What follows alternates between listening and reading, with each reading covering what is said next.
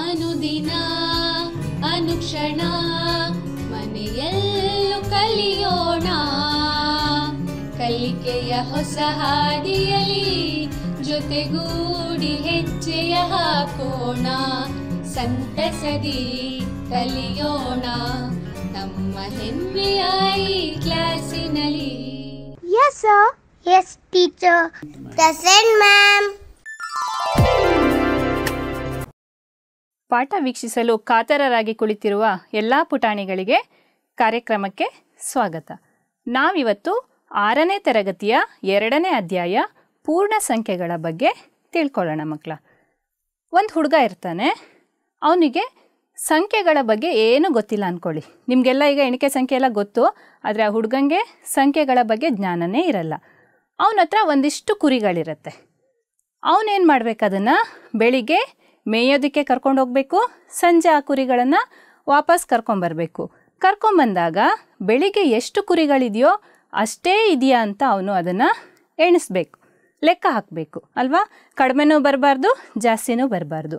ಆದರೆ ಲೆಕ್ಕ ಹಾಕೋಕ್ಕೆ ಅವನಿಗೆ ಸಂಖ್ಯೆಗಳ ಬಗ್ಗೆ ಗೊತ್ತೇ ಇರಲ್ಲ. ಅವನು ಅದನ್ನು ಹೇಗೆ ಪರಿಹಾರ ಮಾಡ್ಕೋಬೋದು ಆ ಸಮಸ್ಯೆನ? ನೋಡಿ ಮಕ್ಕಳ, 50,000 ವರ್ಷಗಳ ಹಿಂದೆ ಮಾನವರ ಪರಿಸ್ಥಿತಿನೂ ಇದೇ ಆಗಿತ್ತು. ಅವರಿಗೆ ಸಂಖ್ಯೆಗಳ ಬಗ್ಗೆ ಗೊತ್ತೇ ಇರಲಿಲ್ಲ, ಆದರೂ ಅವರು ಈ ರೀತಿಯ ಸಮಸ್ಯೆಗಳಿಗೆ ಪರಿಹಾರನ ಕಂಡುಕೊಂಡಿದ್ರು. ನೋಡಿ ಮಕ್ಕಳ, ಏನು ಮಾಡ್ತಾ ಇದ್ರು ಅವರು? ತುಂಬ ಹಿಂದೆ ಸಂಖ್ಯೆಗಳ ಬಗ್ಗೆ ಗೊತ್ತಿಲ್ಲದಿದ್ದಾಗ ಈ ರೀತಿ ಒಂದೊಂದು ಕುರಿಗೆ ಒಂದೊಂದು ಕಡ್ಡಿನೋ ಕಲ್ಲನ್ನೋ ಏನೋ ಇಡ್ತಾ ಇದ್ರು. ಅದನ್ನು ಇಟ್ಟು ಬೆಳಿಗ್ಗೆ ಕುರಿಗಳನ್ನು ಹೊರಗಡೆ ಕರ್ಕೊಂಡು ಹೋಗುವಾಗ ಆ ಕಡ್ಡಿಗಳನ್ನು ಒಂದೊಂದೇ ಕುರಿಗೆ ಒಂದೊಂದರಂತೆ ಜೋಡಿಸಿಡ್ತಾ ಇದ್ರು. ಸಂಜೆ ಕುರಿಗಳು ವಾಪಸ್ ಬಂದಾಗ ಏನು ಮಾಡ್ತಾಯಿದ್ರು? ಒಂದೊಂದು ಕುರಿ ಒಳಗೆ ಬಂದಂಗೆ ಒಂದೊಂದೇ ಕಡ್ಡಿನ ಎತ್ತಿಡ್ತಾ ಇದ್ರು.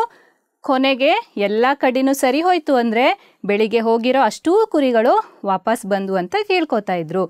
ಕಡ್ಡಿಗಳು ಜಾಸ್ತಿ ಉಳ್ಕೊಂಡ್ರೆ ಏನರ್ಥ? ಕರೆಕ್ಟ್, ಒಂದು ಸ್ವಲ್ಪ ಅವ್ರಿಗೆ ಎಷ್ಟು ಕಡ್ಡಿ ಉಳ್ಕೊಂಡಿದೆಯೋ ಅಷ್ಟು ಕುರಿಗಳು ಸಂಜೆ ಬರೋಷ್ಟೊತ್ತಿಗೆ ಕಡಿಮೆ ಆಗಿದೆ ಅಂತ ಅರ್ಥ. ಈ ರೀತಿ ಅವರು ಏನು ಮಾಡ್ತಾಯಿದ್ರು? ಕುರಿಗಳನ್ನು ಎಣಿಸ್ತಾ ಇದ್ರು. ಆದರೆ ಕುರಿಗಳೇನೋ ಕಡಿಮೆ ಇರ್ತವೆ, ಈ ರೀತಿ ಎಣಿಸ್ಬೋದು. ಆದರೆ ಸಂಖ್ಯೆಗಳು ದೊಡ್ಡ ದೊಡ್ಡ ಸಂಖ್ಯೆಗಳು ಬಂದಾಗ ನಮಗೆ ಈ ರೀತಿ ಎಣ್ಸೋಕ್ಕಾಗುತ್ತಾ? ಇಲ್ಲ ಅಲ್ವಾ, ಕಷ್ಟ ಆಗುತ್ತೆ. ಹಾಗಾಗಿ ಏನಾಯಿತು? ಸಂಖ್ಯಾ ಪದ್ಧತಿಯ ಬೆಳವಣಿಗೆಗೆ ನಾಂದಿ ಹಾಡ್ತು. ಈ ರೀತಿ ಬೇರೆ ಬೇರೆ ರೀತಿಯ ಸಂಖ್ಯಾ ಪದ್ಧತಿಗಳನ್ನು ಏನು ಮಾಡ್ತಾ ಹೋದರು? ಬೆಳವಣಿಗೆ ಮಾಡ್ಕೊಂಡು ಹೋದರು. ನೋಡಿ ಮಕ್ಕಳ, ನಿಮ್ಗಿಲ್ಲೀಗ ಕಾಣಿಸ್ತಾ ಇದೆ ಅಲ್ವಾ? ಇಲ್ಲಿ ಕೊನೆಯಲ್ಲಿ ಕಾಣಿಸ್ತಾ ಇರೋದು ನಾವೀಗ ಉಪಯೋಗಿಸ್ತಾ ಇರೋ ಹಿಂದೂ ಅರೇಬಿಕ್ ಸಂಖ್ಯಾ ಪದ್ಧತಿ. ಮೊದಲಿಗೆ ಕಾಣಿಸ್ತಾ ಇರೋದು ಇಲ್ಲಿ ಬ್ಯಾಬಿಲೋನಿಯನ್ ಸಂಖ್ಯಾ ಪದ್ಧತಿ ಅಂತ. ಈ ರೀತಿ ಬೇರೆ ಬೇರೆ ರೀತಿಯ ಸಂಖ್ಯಾ ಪದ್ಧತಿಗಳು ಬೆಳವಣಿಗೆ ಆಗ್ತಾ ಬಂದು ಕೊನೆಗೆ ನಾವೀಗ ಉಪಯೋಗಿಸ್ತಾ ಇರೋ ಹಿಂದೂ ಅರೇಬಿಕ್ ಪದ್ಧತಿನ ಎಲ್ಲರೂ ಸಾಮಾನ್ಯವಾಗಿ ಉಪಯೋಗಿಸೋದಕ್ಕೆ ಶುರು ಮಾಡಿದ್ವಿ. ಆದರೆ ನಿಮ್ಗೆ ಇವಾಗ ಹಾಗಲ್ಲ ಅಲ್ವಾ? ಎಲ್ಲರಿಗೂ ಎಣಿಕೆ ಸಂಖ್ಯೆ ಎಲ್ಲನೂ ಬರುತ್ತೆ. ನಾನೀಗೇನು ಮಾಡ್ತೀನಿ, ಕೆಲವೊಂದು ವಸ್ತುಗಳನ್ನ ಕೊಡ್ತೀನಿ, ನೀವು ಅದನ್ನು ಎಣಿಸ್ಬೇಕು. ನೋಡಿ ಮಕ್ಕಳ, ಇಲ್ಲಿ ಏನು ಕಾಣಿಸ್ತಾ ಇದೆ? ಕರೆಕ್ಟ್, ಬಾಲ್ ಕಾಣಿಸ್ತಾ ಇದೆ ಅಲ್ವಾ? ನಾವೀಗ ಏನು ಮಾಡೋಣ, ಈ ಬಾಲು ಎಷ್ಟಿದೆ ಅಂತ ಎಣಿಕೆ ಮಾಡೋಣ. ನನ್ನ ಜೊತೆ ನೀವು ಎಣಿಸ್ತಾ ಹೋಗಿ. ಎಷ್ಟಿದೆ? 1 2 3 4. ಒಟ್ಟು ಎಷ್ಟು ಬಾಲ್ಗಳಿವೆ ಇಲ್ಲಿ? ಕರೆಕ್ಟ್, 4 ಬಾಲ್ಗಳಿವೆ. ಇಲ್ಲೇನು ಚಿತ್ರ ಕಾಣಿಸ್ತಾ ಇದೆ ನಿಮಗೆ? ಕರೆಕ್ಟ್, ಏನಿದು? ಕಾರು. ಎಲ್ರಿಗೂ ಇಷ್ಟ ಅಲ್ವಾ ಕಾರ್ ಅಂದರೆ? ಈಗ ಇಲ್ಲಿ ಎಷ್ಟು ಕಾರಿದೆ ಎಣ್ಸೋಣ? 1 2 3 4 5 6 ಕಾರ್ಗಳಿವೆ. ಈಗ ಕೆಲವೊಂದು ಕ್ವಶನ್ ಕೇಳ್ತಾ ಹೋಗ್ತೀನಿ ಮಕ್ಕಳ, ಉತ್ತರ ಹೇಳ್ತಾ ಹೋಗಿ. ನಿಮ್ಮ ಮನೇಲಿ ಎಷ್ಟು ಜನ ಇದ್ದೀರಾ? ಹೇಳ್ತಾ ಇದ್ದೀರಲ್ವಾ? ಕೆಲವ್ರ ಮನೇಲಿ 2 3 4. ಕರೆಕ್ಟ್. ನಿಮ್ಮ ತರಗತಿನಲ್ಲಿ ಎಷ್ಟು ಮಕ್ಕಳಿದ್ದೀರಿ? ಈಗ ಸ್ಕೂಲ್ಗೆ ಹೋಗ್ತಾ ಇಲ್ಲ ಅಲ್ವಾ? ಆದರೂ ಲಾಸ್ಟ್ ಇಯರ್ ಎಷ್ಟು ಜನ ಇದ್ದರು? ಕರೆಕ್ಟ್, 25 30 40 ಇರ್ಬೋದಲ್ವಾ? ಭಾರತದ ಜನಸಂಖ್ಯೆ ಎಷ್ಟು?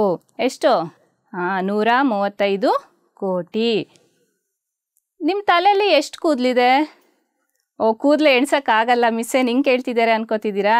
ಆದರೆ ಎಣ್ಸೋದು ಸ್ವಲ್ಪ ಕಷ್ಟ, ಆದರೆ ಎಣ್ಸಿದ್ರೆ ಅದನ್ನು ನಾವು ಏನು ಮಾಡ್ಬೋದು? ಒಂದು ಸಂಖ್ಯೆನಲ್ಲಿ ಹೇಳ್ಬೋದಲ್ವಾ? ಸುಮಾರಿಗೆ 1.5 ಲಕ್ಷ ಕೂದಲು ನಮ್ಮ ತಲೆನಲ್ಲಿ ಇರುತ್ತೆ. ಆಕಾಶದಲ್ಲಿರುವ ನಕ್ಷತ್ರಗಳ ಸಂಖ್ಯೆ ಎಷ್ಟು? ಎಣ್ಸೋಕ್ಕೆ ಆಗದೇ ಇಲ್ಲ ಅಲ್ವಾ? ಆದರೆ ಅದನ್ನು ಎಣ್ಸಿದ್ವಿ ಅಂದ್ಕೊಳ್ಳಿ, ಆವಾಗ ಅದನ್ನು ನಾವೇನು ಮಾಡ್ಬೋದು? ಒಂದು ಸಂಖ್ಯೆನಲ್ಲಿ ಹೇಳ್ಬೋದಾ? ಅಂದರೆ ಅಷ್ಟು ದೊಡ್ಡ ಸಂಖ್ಯೆ ನಮಗೆ ಈಗ ಗೊತ್ತಿದೆ, ಅಷ್ಟು ದೊಡ್ಡ ಸಂಖ್ಯೆ ಜ್ಞಾನ ನಮಗೆ ಗೊತ್ತಿದೆ ಅಂತ ಅರ್ಥ. ಈ ರೀತಿ ನಾವು ಎಷ್ಟೊಂದು ಕ್ವಶನ್ ಕೇಳಿದೆ ಅಲ್ವಾ, ಅದನ್ನೆಲ್ಲ ನಾವು ಎಣ್ಸೋದಕ್ಕೆ ಎಲ್ಲಿಂದ ಆರಂಭ ಮಾಡಿದ್ವಿ? ಕರೆಕ್ಟ್, ಎಲ್ಲದರಲ್ಲೂ ಎಲ್ಲಿಂದ ಎಣ್ಸಿದ್ವಿ? 1ರಿಂದ ಆರಂಭ ಮಾಡಿದ್ವಿ ನಾವಲ್ವಾ. 1ರಿಂದ ಆರಂಭ ಮಾಡಿ ಎಷ್ಟು ದೊಡ್ಡ ಸಂಖ್ಯೆ ತನಕ ಎಣಿಸ್ಬೋದು? ಅದಕ್ಕೆ ಕೊನೆನೇ ಇಲ್ಲ, ಅಷ್ಟು ದೊಡ್ಡ ಸಂಖ್ಯೆನ ನಾವು ಎಣಿಸ್ಬೋದು ಅಂತ ನಿಮಗೆ ಗೊತ್ತಾಯ್ತಲ್ವಾ. ಇದನ್ನೇ ನಾವು ಏನಂತ ಕರಿತೀವಿ? ಈ ರೀತಿ ಎಣಿಕೆ ಸಂಖ್ಯೆಗಳಿಗೆ ಸ್ವಾಭಾವಿಕ ಸಂಖ್ಯೆಗಳು ಅಂತ ಕರಿತೀವಿ. ಇಂಗ್ಲೀಷಲ್ಲಿ ಏನಂತೀವಿ? Natural numbers. ಇಲ್ಲಿ ಕೊನೆಯಲ್ಲಿ ನಿಮಗೆ 3 ಡಾಟ್ ಕಾಣಿಸ್ತಿದೆ. ಏನದ್ರ ಅರ್ಥ? ಕರೆಕ್ಟ್, ನಾವು ಈ 3 ಡಾಟ್ ಇಟ್ಟರೆ ಏನರ್ಥ? ಅದಕ್ಕೆ ಕೊನೆನೇ ಇಲ್ಲ. ಯಾಕಂದರೆ ನಮಗೆಲ್ಲ ಸಂಖ್ಯೆನೂ ಇಲ್ಲಿ ಬರೆಯೋಕ್ಕಾಗಲ್ಲ. ಹಾಗಾಗಿ ನಾವೇನು ಮಾಡ್ತೀವಿ? ಒಂದು 4-5 ಸಂಖ್ಯೆನ ಬರೆದು ಕೊನೆಯಲ್ಲಿ 3 ಡಾಟ್ ಇಟ್ಟರೆ ಅದು ಅಪರಿಮಿತ, ಅದಕ್ಕೆ ಕೊನೆನೇ ಇಲ್ಲ ಅಂತ ಅರ್ಥ. ಈಗ ನಿಮಗೆ ಸ್ವಾಭಾವಿಕ ಸಂಖ್ಯೆ ಅಂದರೆ ಏನು ಅಂತ ಗೊತ್ತಾಯ್ತಲ್ವ ಮಕ್ಕಳ? ಎಣಿಸುವಂಥ ಎಲ್ಲ ಸಂಖ್ಯೆಗಳನ್ನು ನಾವು ಏನಂತ ಕರಿತೀವಿ? ಸ್ವಾಭಾವಿಕ ಸಂಖ್ಯೆಗಳು ಅಂತ ಕರಿತೀವಿ. ಈಗ ಸ್ವಾಭಾವಿಕ ಸಂಖ್ಯೆ ಅಂದ ತಕ್ಷಣ ಅದ್ರ ಹಿಂದೆ ಮುಂದೆ, ಈಗ ನಾನು 5 ಅಂತ ತೊಗೊಂಡ್ರೆ ಹಿಂದೆ ಮುಂದೆ ಎಲ್ಲ ಸಂಖ್ಯೆ ಇರುತ್ತಲ್ವ. ಈಗ ನಾವು ಮುಂದಿನ ಸಂಖ್ಯೆ ಅಂದರೆ ಏನು ಅಂತ ತಿಳಿಯೋಣ. ಈಗ ಇಲ್ಲೊಂದು ಸಂಖ್ಯೆ ಇದೆ, ಯಾವುದು? 567. 567ರ ಮುಂದಿನ ಸಂಖ್ಯೆ ಯಾವುದು ಅಂತ ನೀವು ನನಗೀಗ ಹೇಳಬೇಕು. ವೆರಿ ಗುಡ್, ಎಲ್ಲರೂ ಹೇಳ್ತಿದ್ದೀರಲ್ವ ಇಷ್ಟೊಂದು ಈಸಿ ಇದೆ ಅಂತ. ಯಾವುದು? 568. ಹೇಗೆ ಬಂತಿದು 568? 567ಕ್ಕೆ ಎಷ್ಟನ್ನ ಸೇರಿಸಿದ್ರೆ 568 ಬರುತ್ತೆ? ಕರೆಕ್ಟ್, ಎಷ್ಟು ಸೇರಿಸ್ಬೇಕು? 1ನ್ನು ಸೇರಿಸ್ಬೇಕು. ಅಂದರೆ ಯಾವುದೇ ಸ್ವಾಭಾವಿಕ ಸಂಖ್ಯೆಗೆ 1ನ್ನು ಕೂಡಿಸಿದಾಗ ಸಿಗುವಂಥ ಸಂಖ್ಯೆನ ನಾವೇನಂತ ಕರಿತೀವಿ? ಅದರ ಮುಂದಿನ ಸಂಖ್ಯೆ ಅಥವಾ ಸಕ್ಸಸರ್ ಅಂತ ಹೇಳ್ತೀವಿ. ಅದೇ ರೀತಿ ಹಿಂದಿನ ಸಂಖ್ಯೆ ಅಂದರೆ ಏನು ಅಂತ ತಿಳ್ಕೊಳ್ಳೋಣ. ಉದಾಹರಣೆಗೆ 765ರ ಹಿಂದಿನ ಸಂಖ್ಯೆ ಯಾವುದು? ವೆರಿ ಗುಡ್, ಎಲ್ಲರೂ ಹೇಳ್ತಿದ್ದೀರಲ್ವಾ. ಎಷ್ಟು? 764. ಹೇಗೆ ಬರುತ್ತೆ ಇದು? ಎಷ್ಟನ್ನು ಕಳಿಬೇಕು 765ರಲ್ಲಿ? ವೆರಿ ಗುಡ್, ಎಷ್ಟನ್ನು ಕಳಿಬೇಕು? 1ನ್ನು ಕಳಿಬೇಕು. ಸೊ ಯಾವುದೇ ಸ್ವಾಭಾವಿಕ ಸಂಖ್ಯೆಯಿಂದ 1ನ್ನು ಕಳೆದಾಗ ಬರುವಂಥ ಸಂಖ್ಯೆಗೆ ಏನಂತ ಕರಿತೀವಿ? ಹಿಂದಿನ ಸಂಖ್ಯೆ ಅಥವಾ ಪ್ರಿಸೆಸರ್ ಅಂತ ಹೇಳ್ತೀವಿ. ಸೊ ನಿಮ್ಗೇನು ಗೊತ್ತಾಯಿತು? ಯಾವುದೇ ಸಂಖ್ಯೆಗೆ 1ನ್ನು ಕೂಡಿಸಿದ್ರೆ ಮುಂದಿನ ಸಂಖ್ಯೆ ಬರುತ್ತೆ. ಯಾವುದೇ ಸಂಖ್ಯೆಯಿಂದ 1ನ್ನು ಕಳೆದಾಗ ಯಾವ್ದು ಸಿಗುತ್ತೆ ನಮಗೆ? ಆ ಸ್ವಾಭಾವಿಕ ಸಂಖ್ಯೆಯ ಹಿಂದಿನ ಸಂಖ್ಯೆ ಸಿಗುತ್ತೆ ಅಲ್ವಾ ಮಕ್ಕಳ? ಈಗ ಈ ಚಿಂಟುಗೊಂದು ಡೌಟ್ ಬರುತ್ತೆ. ಏನು? ಮುಂದಿನ ಸಂಖ್ಯೆ ಇಲ್ಲದೆ ಇರೋ ಸ್ವಾಭಾವಿಕ ಸಂಖ್ಯೆ ಯಾವುದಾದ್ರೂ ಇದೆಯಾ ಮಕ್ಕಳ? ನಿಮ್ಗೀಗಾಗಲೇ ಉತ್ತರ ಗೊತ್ತಾಗಿರ್ಬೋದಲ್ವಾ. ಮುಂದಿನ ಸಂಖ್ಯೆ ಇಲ್ಲದೆ ಇರೋ ಸ್ವಾಭಾವಿಕ ಸಂಖ್ಯೆ ಇರೋಕ್ಕೆ ಸಾಧ್ಯನಾ? ಇಲ್ಲ. ನೀವು ಎಷ್ಟೇ ದೊಡ್ಡ ಸಂಖ್ಯೆ ಹೇಳಿದ್ರೂ, ಈಗ ಆಕಾಶದಲ್ಲಿರುವ ನಕ್ಷತ್ರಗಳ ಸಂಖ್ಯೆ ನೀವು ಹೇಳಿದ್ರೂ ನಾನೇನು ಮಾಡ್ತೀನಿ? ಅದಕ್ಕೆ 1 ಸೇರಿಸ್ಬಿಟ್ಟು ಅದರ ನೆಕ್ಸ್ಟ್ ನಂಬರನ್ನು ಹೇಳ್ತೀನಿ. ಹಾಗಾಗಿ ಮುಂದಿನ ಸಂಖ್ಯೆ ಇಲ್ಲದೆ ಇರೋ ಸ್ವಾಭಾವಿಕ ಸಂಖ್ಯೆ ಇದೆಯಾ? ಇಲ್ಲ. ಇನ್ನೂ ಒಂದು ಡೌಟ್ ಬರುತ್ತೆ ಅವನಿಗೆ. ಏನು? ಹಿಂದಿನ ಸಂಖ್ಯೆ ಇಲ್ಲದಿರುವ ಸ್ವಾಭಾವಿಕ ಸಂಖ್ಯೆ ಯಾವುದಾದ್ರೂ ಇದೆಯಾ? ಇದಕ್ಕೆ ನಾವು ಉತ್ತರ ತಿಳ್ಕೊಬೇಕಲ್ವಾ. ಹಿಂದಿನ ಸಂಖ್ಯೆ ಇಲ್ಲದೆ ಇರೋ ಸ್ವಾಭಾವಿಕ ಸಂಖ್ಯೆ ಇದೆಯಾ ಇಲ್ವಾ ಅಂತ ಈಗ ನೋಡೋಣ. ಏನು ಕಾಣಿಸ್ತಿದೆ ನಿಮಗಿಲ್ಲಿ? ಏನಾಗಿದೆ? ಗಿಡದ ಮೇಲೆ ಜೇನ್ನೊಣಗಳು ಮಕರಂದ ಹೀರಕ್ಕೆ ಕೂತ್ಕೊಂಡಿದ್ದಾವಲ್ವಾ. ಎಷ್ಟು ಜೇನ್ನೊಣ ಕೂತಿದೆ? ಕರೆಕ್ಟ್, ಎಷ್ಟು? 3 ಜೇನ್ನೊಣ ಕೂತ್ಕೊಂಡಿದೆ. ಈಗ ನೋಡಿ ಏನಾಗುತ್ತೆ? 1 ಜೇನ್ನೊಣ ಮಕರಂದ ಹೀರ್ಕೊಂಡು ಹಾರೋಗ್ಬಿಡ್ತು. ಈಗ ಎಷ್ಟಿದೆ ಅಲ್ಲಿ ಜೇನ್ನೊಣ? ಕರೆಕ್ಟ್, 2. ಹೇಗೆ ಬಂತು? 3ರಲ್ಲಿ 1ನ್ನು ಕಳೆದ್ವಿ ಅಂದರೆ 1 ಹಾರೋಯ್ತು. ಅದರ ಹಿಂದಿನ ಸಂಖ್ಯೆ ಎಷ್ಟು ಬಂತು? 2. ಈಗ ಎಷ್ಟಿದೆ ಇಲ್ಲಿ? 2. ಈಗ ನೋಡಿ 2ರಲ್ಲಿ ಏನಾಯಿತು? ಇನ್ನೊಂದು ಜೇನ್ನೊಣನೂ ಹಾರೋಯ್ತು. ಈಗ ಎಷ್ಟು ಉಳಿತು? 1. ಹೇಗೆ ಬಂತು? 2ರಲ್ಲಿ 1ನ್ನು ಕಳೆದಿದ್ದೀವಿ. ಈಗ ಇರೋ 1 ಜೇನ್ನೊಣನೂ ಹಾರೋಗ್ಬಿಡ್ತು. ಈಗ ಎಷ್ಟು ಜೇನ್ನೊಣ ಇದೆ ಮಕ್ಕಳ? ಎಣ್ಸೋಕ್ಕಾಗಲ್ಲ ಅಂತ ಹೇಳ್ತಿದ್ದೀರಲ್ವಾ. ಜೇನ್ನೊಣನೇ ಇಲ್ಲ. ಏನು ಇಲ್ಲ ಅಂತ ಸೂಚಿಸೋದನ್ನು ಯಾವ ಸಂಕೇತದಿಂದ ಹೇಳ್ತೀವಿ? 0. ಇದಕ್ಕೆ ಶೂನ್ಯ ಅಂತಲೂ ಕರಿತೀವಲ್ವಾ. ಶೂನ್ಯ ಅಂದ್ರೇನು? ಏನೂ ಇಲ್ಲ, ಖಾಲಿ ಅಂತ ಅರ್ಥ. ಈಗ ಇನ್ನೊಂದು ಉದಾಹರಣೆ ನೋಡೋಣ ಮಕ್ಕಳ. ಇಲ್ಲಿ ಒಂದು ಚಿಕ್ಕ ಕೆರೆ ಅಂದ್ಕೊಳ್ಳಿದು. ಇದನ್ನು ಎಷ್ಟು ಕಪ್ಪೆ ಇದೆ? ಕರೆಕ್ಟ್, 6 ಕಪ್ಪೆಗಳಿವೆ. ಕಪ್ಪೆಗಳು ಇರೋಲ್ಲೇ ಇರ್ತವ? ಇಲ್ಲ. ಏನು ಮಾಡ್ತವೆ ಅವು? ಹಾರ್ಕೊಂಡು ಹೋಗ್ತಾ ಇರ್ತವೆ ಬೇರೆ ಕಡೆ. ಅದೇ ರೀತಿ ಇಲ್ಲಿ ಏನಾಗ್ತಿದೆ ನೋಡಿ, 1 ಕಪ್ಪೆ ಹಾರೋಯ್ತು. ಎಷ್ಟು ಉಳೀತು? 5. ಇನ್ನೊಂದು ಕಪ್ಪೆನೂ ಹಾರಾಯಿತು. ಎಷ್ಟು ಉಳಿತು ಮಕ್ಕಳ? 4. ಹಾಗೆ ಒಂದೊಂದೇ ಕಪ್ಪೆಗಳು ಏನಾಗ್ತಾ ಇದೆ? ಹಾರೋಗ್ತಾ ಇರೋ ಒಂದು ಕಪ್ಪೆನೂ ಹಾರೋಯ್ತು. ಈಗ ಎಷ್ಟು ಉಳಿತು ಕಪ್ಪೆ? ಕಪ್ಪೆನೇ ಇಲ್ಲ. ಏನು ಇಲ್ಲ ಅನ್ನೋದನ್ನ 0ಇಂದ ಸೂಚಿಸ್ತೀವಲ್ವಾ? ಈ 0ನ ಕೊಡುಗೆಯಾಗಿ ಕೊಟ್ಟವ್ರು ಯಾರು ಮಕ್ಕಳ? ಕರೆಕ್ಟ್, ಬ್ರಹ್ಮಗುಪ್ತ. ಜಗತ್ತಿಗೆ 0 ಒಂದು ಸಂಖ್ಯೆ, ಅದಕ್ಕೂ ಒಂದು ಸಂಕೇತವನ್ನು ನೀಡಿರೋರು ಯಾರು? ಭಾರತೀಯರಾದ ಬ್ರಹ್ಮಗುಪ್ತ.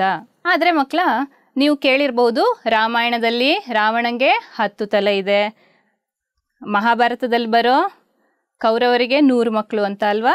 ಸೊ ಇವೆಲ್ಲ 0 ಆವಿಷ್ಕಾರಕ್ಕಿಂತ ಮುಂಚೆನೇ ಈ ಕಥೆನೆಲ್ಲ ಬರೆದಿದ್ರು. ಹಾಗಾದರೆ ಅವರು 10, 100 ಹೇಗೆ ಬರೆದ್ರು? ನೋಡಿ ಮಕ್ಕಳ, ಆ ಕಾವ್ಯಗಳೆಲ್ಲ ಯಾವ ಲಿಪಿನಲ್ಲಿದೆ? ಬ್ರಾಹ್ಮಿ ಲಿಪಿನಲ್ಲಿ ಇದೆ. ಅಲ್ಲಿ ನೋಡಿ, 10ಕ್ಕೆ ಈ ರೀತಿ ಸಂಕೇತಗಳನ್ನು ಅವರು ಬಳಸ್ತಾ ಇದ್ರು, 100ಕ್ಕೆ ಈ ರೀತಿ, 1000ಕ್ಕೆ ಈ ರೀತಿ ಸಂಕೇತಗಳನ್ನು ಅವರು ಬಳಸ್ತಾ ಇದ್ರು. ಅಂದರೆ 0 ಇಲ್ಲದೇ ಸಹ ಅವರು 10, 100, 1000ಗಳನ್ನು ಬರೆಯೋದನ್ನು ಅಭ್ಯಾಸ ಮಾಡ್ಕೊಂಡಿದ್ರು. ನಿಮ್ಗೀಗ 0 ಅನ್ನೋದು ಗೊತ್ತಾಯಿತು. ಏನು ಇಲ್ಲ ಅನ್ನೋದನ್ನು ನಾವು 0ಇಂದ ಸೂಚಿಸ್ತೀವಿ. ಇಲ್ಲಿ ಒಂದು ಬೌಲ್ ಇದೆ, ಇದರೊಳಗಡೆ ಫುಲ್ ಸ್ವಾಭಾವಿಕ ಸಂಖ್ಯೆಗಳು ಇದೆ ಅಂತ ಅಂದ್ಕೊಳ್ಳಿ. ಇದರಲ್ಲಿ ನಿಮಗೆ 0 ಸಿಗುತ್ತಾ? ನೋಡೋಣವಾ? ಇಲ್ಲಿ 0 ಇದೆಯಾ? ಇಲ್ಲ. ಅಂದರೆ ನಮಗೆ ಆ 0 ಅನ್ನೋದು ಸ್ವಾಭಾವಿಕ ಸಂಖ್ಯೆಗಳ ಗುಂಪಲ್ಲಿ ಸಿಗಲ್ಲ. ಹಾಗಾದರೆ ಅದು ಎಲ್ಲಿ ಸಿಗುತ್ತೆ ನೋಡೋಣ. ಇಲ್ಲಿ ಇನ್ನೊಂದು ಬೌಲ್ ಇದೆ, ಇದರಲ್ಲಿ ಏನಿದೆ? ಪೂರ್ಣ ಸಂಖ್ಯೆಗಳು ಇದೆ. ಇದರಲ್ಲಿ ನಮಗೆ ಏನಿದೆ? ಇಲ್ಲಿ 0ನೂ ಇದೆ. ಹಾಗಾದರೆ ಪೂರ್ಣ ಸಂಖ್ಯೆ ಅಂದರೆ ಏನು? ಸ್ವಾಭಾವಿಕ ಸಂಖ್ಯೆಗಳ ಜೊತೆ 0 ಸೇರಿದಾಗ ಬರುವಂಥ ಸಂಖ್ಯೆಗಳನ್ನು ನಾವೇನಂತ ಕರಿತೀವಿ? ಪೂರ್ಣ ಸಂಖ್ಯೆಗಳ ಗುಂಪು ಅಥವಾ ಹೋಲ್ ನಂಬರ್ಸ್ ಅಂತ ಹೇಳ್ತೀವಿ. ಸೊ ಸ್ವಾಭಾವಿಕ ಸಂಖ್ಯೆ ಎಲ್ಲಿಂದ ಶುರುವಾಗಿತ್ತು? 1ರಿಂದ ಶುರುವಾಗಿತ್ತಲ್ವಾ? ಪೂರ್ಣ ಸಂಖ್ಯೆ ಎಲ್ಲಿಂದ ಆರಂಭ ಆಗುತ್ತೆ? ಕರೆಕ್ಟ್, 0ಇಂದ ಆರಂಭವಾಗಿ 1, 2, 3, 4. ಇಲ್ಲೂ ಸಹ ನಾನೇನು ಮಾಡಿದ್ದೀನಿ? 3 ಚುಕ್ಕೆ ಇಟ್ಟಿದ್ದೀನಿ. ಅಂದರೆ ಅರ್ಥ ಏನು? ಇದಕ್ಕೂ ಸಹ ಕೊನೆ ಇಲ್ಲ. ಸ್ವಾಭಾವಿಕ ಸಂಖ್ಯೆಗೆ ಹೇಗೆ ಕೊನೆ ಇಲ್ವೋ, ಪೂರ್ಣ ಸಂಖ್ಯೆಗೂ ಅದೇ ರೀತಿ ಕೊನೆ ಅನ್ನೋದು ಇಲ್ಲ. ನೋಡಿ ಮಕ್ಕಳ, ಇಲ್ಲಿ 2 ಬೌಲ್ ಇದೆ. ಇದು ಸ್ವಾಭಾವಿಕ ಸಂಖ್ಯೆಗಳದ್ದು, ಇದು ಪೂರ್ಣ ಸಂಖ್ಯೆಗಳ ಬೌಲು. ನೋಡಿ ಇವಾಗ ಏನಾಯಿತು? ಸ್ವಾಭಾವಿಕ ಸಂಖ್ಯೆಗಳದ್ದು ಬೌಲು ಪೂರ್ಣ ಸಂಖ್ಯೆಗಳ ಒಳಗೋಗಿ ಕುತ್ಕೋತು ಅಲ್ವಾ? ಇದರಿಂದ ನಾವೇನು ತಿಳಿಬಹುದು? ಎಲ್ಲ ಸ್ವಾಭಾವಿಕ ಸಂಖ್ಯೆಗಳು ಪೂರ್ಣ ಸಂಖ್ಯೆ ಆಗಿರುತ್ತೆ ಅಲ್ವಾ? ಇಲ್ಲಿರೋ ಸಂಖ್ಯೆಗಳೆಲ್ಲ ಅಲ್ಲಿ ಹೋಗುತ್ತೆ. ಅಂದರೆ ಏನರ್ಥ? ಎಲ್ಲ ಸ್ವಾಭಾವಿಕ ಸಂಖ್ಯೆಗಳು ಪೂರ್ಣ ಸಂಖ್ಯೆ ಆಗಿರುತ್ತೆ. ಆದರೆ ಪೂರ್ಣ ಸಂಖ್ಯೆನ ಸ್ವಾಭಾವಿಕ ಸಂಖ್ಯೆ ಒಳಗೆ ತರೋಕ್ಕಾಗುತ್ತಾ? ಇಲ್ಲ. ಯಾಕೆ? ಅಲ್ಲಿ 0 ಒಂದು ಎಕ್ಸ್ಟ್ರಾ ಇದೆ, ಅದನ್ನು ಈ ಕಡೆ ನಾವು ತರೋಕ್ಕಾಗಲ್ಲ. ಇದರಿಂದ ಏನು ಗೊತ್ತಾಗುತ್ತೆ? ಎಲ್ಲ ಸ್ವಾಭಾವಿಕ ಸಂಖ್ಯೆಗಳು ಪೂರ್ಣ ಸಂಖ್ಯೆ ಆಗಿರುತ್ತೆ, ಎಲ್ಲ ಪೂರ್ಣ ಸಂಖ್ಯೆಗಳು ಸ್ವಾಭಾವಿಕ ಸಂಖ್ಯೆ ಆಗಿರೋದಿಲ್ಲ ಅಂತ ಗೊತ್ತಾಗುತ್ತೆ. ಈಗ ನಿಮಗೆ ಕೆಲವೊಂದು ಪ್ರಶ್ನೆಗಳನ್ನ ಕೇಳ್ತಾ ಹೋಗ್ತೀನಿ, ಉತ್ತರ ಹೇಳ್ತಾ ಹೋಗಿ. ಅತಿ ಚಿಕ್ಕ ಪೂರ್ಣ ಸಂಖ್ಯೆ ಯಾವುದು? ಪೂರ್ಣ ಸಂಖ್ಯೆ ಎಲ್ಲಿಂದ ಆರಂಭ ಆಗುತ್ತೆ? ಅದೇ ಅತಿ ಚಿಕ್ಕ ಪೂರ್ಣ ಸಂಖ್ಯೆ. ವೆರಿ ಗುಡ್, ಉತ್ತರ ಹೇಳ್ತಾ ಇದ್ದೀರಲ್ವಾ? ಯಾವುದು? 0. ಅತಿ ದೊಡ್ಡ ಪೂರ್ಣ ಸಂಖ್ಯೆ ಯಾವುದು? ಉತ್ತರ ಹೇಳೋಕ್ಕಾಗ್ತಿಲ್ಲ ಅಲ್ವಾ? ಯಾವುದೇ ಹೇಳಿದ್ರು ನಾನೇನು ಮಾಡ್ಬೋದು? ಅದಕ್ಕೆ 1 ಸೇರಿಸ್ಕೊಂಡು ನೆಕ್ಸ್ಟ್ ಇರೋ ನಂಬರ್ನ ಹೇಳ್ಬೋದು. ಹಾಗಾಗಿ ಅತಿ ದೊಡ್ಡ ಪೂರ್ಣ ಸಂಖ್ಯೆ ಅಂತ ಇಲ್ಲ, ಯಾವ ನಂಬರನ್ನು ನಮಗೆ ಹೇಳೋಕ್ಕೆ ಆಗಲ್ಲ. ಅತಿ ಚಿಕ್ಕ ಸ್ವಾಭಾವಿಕ ಸಂಖ್ಯೆ ಯಾವುದು? ಎಲ್ಲಿಂದ ಶುರುವಾಗುತ್ತೆ ಸ್ವಾಭಾವಿಕ ಸಂಖ್ಯೆ? ವೆರಿ ಗುಡ್, ಉತ್ತರ ಹೇಳ್ತಾ ಇದ್ದೀರಲ್ವಾ? 1. ಹಾಗಾಗಿ ಅತಿ ಚಿಕ್ಕ ಸ್ವಾಭಾವಿಕ ಸಂಖ್ಯೆ 1. ಅತಿ ದೊಡ್ಡ ಸ್ವಾಭಾವಿಕ ಸಂಖ್ಯೆ ಯಾವುದು? ಕರೆಕ್ಟ್, ಇದಕ್ಕೂ ಸಹ ಉತ್ತರ ಹೇಳೋಕ್ಕೆ ನಿಮ್ಮಿಂದ ಆಗಲ್ಲ ಅಲ್ವಾ? ಅದಕ್ಕೆ ಕೊನೆ ಅನ್ನೋದು ಇಲ್ಲ. ಈಗ ನಾವು ಸಂಖ್ಯಾ ರೇಖೆ ಅಂದರೆ ಏನು ಅಂತ ನೋಡೋಣ. ಹೆಸರೇ ಹೇಳುತ್ತೆ, ರೇಖೆ ಅಂದರೆ ನಿಮಗೆ ಗೊತ್ತು, ಒಂದು ಸರಳ ರೇಖೆ. ಸಂಖ್ಯಾ ರೇಖೆ ಅಂದ್ರೇನು? ಸರಳ ರೇಖೆ ಮೇಲೆ ಸಂಖ್ಯೆಗಳನ್ನು ಬರೆದಾಗ ಅದೇನಾಗುತ್ತೆ? ಸಂಖ್ಯಾ ರೇಖೆ ಆಗುತ್ತೆ. ಈಗ ನಾವು ಸಂಖ್ಯಾ ರೇಖೆನ ಹೇಗೆ ರಚನೆ ಮಾಡೋದು ಅಂತ ಒಂದು ಚಿಕ್ಕ ವಿಡಿಯೋ ಮೂಲಕ ತಿಳಿದುಕೊಳ್ಳೋಣ. ಈಗ ಸಂಖ್ಯಾ ರೇಖೆ ಎಳೆಯೋದಕ್ಕೆ ನಾವೇನು ಮಾಡಬೇಕು ಮಕ್ಕಳ? ಮೊದಲಿಗೆ ಒಂದು ಸರಳ ರೇಖೆನ ಎಳಿಬೇಕು. ಯಾವ ರೀತಿ? ಈ ಥರ ಸ್ಕೇಲ್ ತಗೊಂಡು ಒಂದು ಸರಳ ರೇಖೆನ ಎಳೀರಿ. ನೋಡಿ ಮಕ್ಕಳ, ಇಲ್ಲಿ ರೇಖೆ ಇದೆ. ಈ ಬಾಣದ ಗುರುತು ಏನನ್ನ ಸೂಚಿಸುತ್ತೆ? ರೇಖೆಗೆ ಕೊನೆ ಇಲ್ಲ, ಎಷ್ಟು ದೂರ ಬೇಕಾದರೂ ಅದನ್ನು ಎಳಿಬಹುದು ಅಂತ. ಈಗ ಈ ರೇಖೆ ಮೇಲೆ ಏನು ಮಾಡಬೇಕು? ಒಂದು ಬಿಂದುವನ್ನು ಗುರುತಿಸಬೇಕು. ನೋಡಿ, ಇಲ್ಲಿ ಒಂದು ಬಿಂದುವನ್ನು ಗುರುತಿಸಿದ್ದೀನಿ. ಇದಕ್ಕೆ ಪೂರ್ಣ ಸಂಖ್ಯೆ ಎಲ್ಲಿಂದ ಆರಂಭ ಆಗುತ್ತೆ? ಕರೆಕ್ಟ್, 0ಇಂದ ಅಲ್ವಾ? ಇದಕ್ಕೆ 0 ಅಂತ ಹೆಸರಿಸೋಣ. ಈಗ 0ಇಂದ ಏನು ಮಾಡಬೇಕು? ಒಂದು ಏಕಮಾನ ದೂರ ನೀವೆಷ್ಟಾದರೂ ತಗೊಬಹುದು. 0ಯಿಂದ ಸ್ವಲ್ಪ ದೂರದಲ್ಲಿ ಇನ್ನೊಂದು ಬಿಂದುನ ಗುರ್ತಿಸ್ಬಿಟ್ಟು ಇದಕ್ಕೆ 1 ಅಂತ ಬರೆಯೋಣ. ಈಗ 0ಯಿಂದ 1ರ ನಡುವಿನ ದೂರನ ನಾವು ಒಂದು ಏಕಮಾನ ಅಂತ ಕರಿತೀವಿ. ಏನಂತ ಕರಿತೀವಿ? ಒಂದು ಏಕಮಾನ. ನೀವೇನ್ ಮಾಡಬೇಕು? ಸ್ಕೇಲಲ್ಲಿ ಎಳೆಯುವಾಗ 1 ಸೆಂಟಿಮೀಟರ್ಗೆ ಮಾರ್ಕ್ ಮಾಡ್ಕೊಂಡು ಹೋಗಿ ಅದನ್ನ ಒಂದು ಏಕಮಾನ ಅಂತ ನೀವು ಕರಿಬಹುದು. ಈಗ 0ಯಿಂದ 1ಕ್ಕೆ ಎಷ್ಟು ದೂರ ಇದೆಯೋ ಅಷ್ಟೇ ದೂರದಲ್ಲಿ ನಾನು ಏನ್ ಮಾಡ್ತೀನಿ? ಇನ್ನೊಂದು ಬಿಂದುನ ಗುರ್ತಿಸ್ತೀನಿ. ಅದನ್ನ ನಾನೇನಂತ ಬರಿತೀನಿ? 2. ಇದೇ ರೀತಿ ಏಕಮಾನ ದೂರ ತಗೊಂಡು ಸಂಖ್ಯೆಗಳನ್ನ ಬರ್ಕೊಂಡು ಹೋಗ್ಬೇಕು. ಮಕ್ಕಳ, ಇದೇ ರೀತಿ ನಾನು ಏನ್ ಮಾಡಿದ್ದೀನಿ? ಏಕಮಾನ ದೂರ ತಗೊಂಡು 0ಯಿಂದ ಆರಂಭಿಸಿ 8ರ ತನಕ ಬರ್ದಿದ್ದೀನಿ. 8 ಕೊನೆನಾ? ಅಲ್ಲ. ನೀವೇನ್ ಮಾಡಬಹುದು? ಎಷ್ಟು ದೂರ ಬೇಕಾದ್ರೂ ಬರಿಬಹುದು. ಇದು ಪೂರ್ಣ ಸಂಖ್ಯೆಗಳ ಸಂಖ್ಯಾ ರೇಖೆ ಆಗಿರುತ್ತೆ.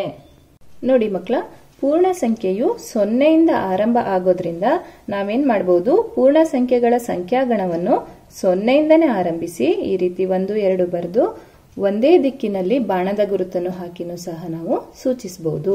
ನೋಡಿದ್ರಲ್ವಾ ಮಕ್ಕಳ, ಚಟುವಟಿಕೆನಲ್ಲಿ ಸಂಖ್ಯಾ ರೇಖೆ ಹೇಗೆ ಹಾಕಬೇಕು ಅಂತ. ನೋಡಿ ಮಕ್ಕಳ, ನಿಮ್ಗೆ ಇಲ್ಲಿ ಸಂಖ್ಯಾ ರೇಖೆ ಕಾಣಿಸ್ತಾ ಇದೆ. ಸಂಖ್ಯಾ ರೇಖೆ ಮೇಲೆ 3 ಎಲ್ಲಿ ಬರುತ್ತೆ ಅಂತ ನೀವೀಗ ಹೇಳಬೇಕು. ವೆರಿ ಗುಡ್, ಹೇಳ್ತಾ ಇದ್ದೀರಲ್ವಾ? 3 ಇಲ್ಲಿ ಬರುತ್ತೆ. ಸಂಖ್ಯಾ ರೇಖೆ ಮೇಲೆ 7 ಎಲ್ಲಿ ಬರುತ್ತೆ? ಕರೆಕ್ಟ್, ನೀವೆಲ್ಲ ಅದೇ ಹೇಳ್ತಾ ಇದ್ರಲ್ವಾ? 7 ಸಂಖ್ಯಾ ರೇಖೆ ಮೇಲೆ ಅಲ್ಲಿ ಇದೆ. ಸಂಖ್ಯಾ ರೇಖೆನಲ್ಲಿ 3 ಮತ್ತು 7ರ ನಡುವಿನ ದೂರ ಎಷ್ಟು? ಎಷ್ಟು ದೂರ ಇದೆ ಅದು? ಕರೆಕ್ಟ್. ಎಷ್ಟು? 4 ಏಕಮಾನಗಳು ಅಂತ ಹೇಳ್ತೀವಿ. ನೋಡಿ ಮಕ್ಕಳ, ಇಲ್ಲಿ 3 ಚಿಕ್ಕದ 7 ಚಿಕ್ಕದ? ಕರೆಕ್ಟ್, 3 ಚಿಕ್ಕದಲ್ವಾ? 7 ದೊಡ್ಡದು. ಅಂದರೆ ಸಂಖ್ಯಾ ರೇಖೆ ಮೇಲೆ ಎಡಗಡೆ ಇರೋ ಸಂಖ್ಯೆ ಏನಾಗಿರುತ್ತೆ? ಚಿಕ್ಕದಾಗಿರುತ್ತೆ. ಬಲಗಡೆ ಇರೋ ಸಂಖ್ಯೆ ದೊಡ್ಡದಾಗಿರುತ್ತೆ. ನೋಡಿ ಮಕ್ಕಳ, ಸಂಖ್ಯಾ ರೇಖೆನಲ್ಲಿ ಬಲಕ್ಕೆ ಚಲಿಸಿದಂತೆ ಬೆಲೆ ಏನಾಗ್ತಾ ಹೋಗುತ್ತೆ? ಹೆಚ್ಚಾಗ್ತಾ ಹೋಗುತ್ತೆ. ಅಂದರೆ ನೀವು ಇಲ್ಲಿದ್ರೆ ಇಲ್ಲಿಂದ ಬಲಭಾಗಕ್ಕೆ ಹೋದಂಗೆ ನೋಡಿ 0, 1, 2, 3, 4 ಈ ರೀತಿ ಬೆಲೆಗಳೇನಾಗ್ತಾ ಇದೆ? ಹೆಚ್ಚಾಗ್ತಾ ಇದೆ. ಎಡಕ್ಕೆ ಚಲಿಸಿದಂತೆ ಬೆಲೆ ಏನಾಗುತ್ತೆ? ಕಡಿಮೆ ಆಗುತ್ತೆ. ಎಡಕ್ಕೆ ಚಲಿಸೋದಂದ್ರೆ ಏನರ್ಥ?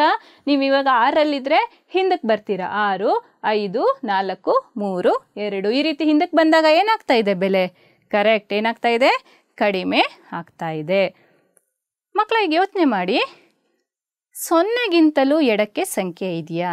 ಅಂದರೆ ನೀವಿವಾಗ 2ರಿಂದ 1ಕ್ಕೆ ಬಂದರೆ ಮತ್ತೆ ಚಿಕ್ಕದಾಯಿತು, 1ರಿಂದ 0ಗೆ ಬಂದಾಗ ಮತ್ತೆ ಬೆಲೆ ಕಡಿಮೆ ಆಯಿತು. ಇನ್ನೂ ಎಡಕ್ಕೆ ಸಂಖ್ಯೆ ಇದೆಯಾ? ಯಾಕಂದರೆ ಇಲ್ಲಿ ಬಾಣದ ಗುರ್ತಿದೆ ಅಂದರೆ ಏನರ್ಥ? ಅದನ್ನು ಎಷ್ಟು ದೂರ ಬೇಕಾದರೂ ವೃದ್ಧಿಸ್ಬೋದು ಅಂತ ಅರ್ಥ ಅಲ್ವಾ? ಅಂದರೆ ಅಲ್ಲೂ ಸಹ ಸಂಖ್ಯೆ ಇರುತ್ತೆ. ಆದರೆ ಈ ಪಾಠದಲ್ಲಿ ನಾವು ಶುರು ಮಾಡೋದು ಎಲ್ಲಿಂದ?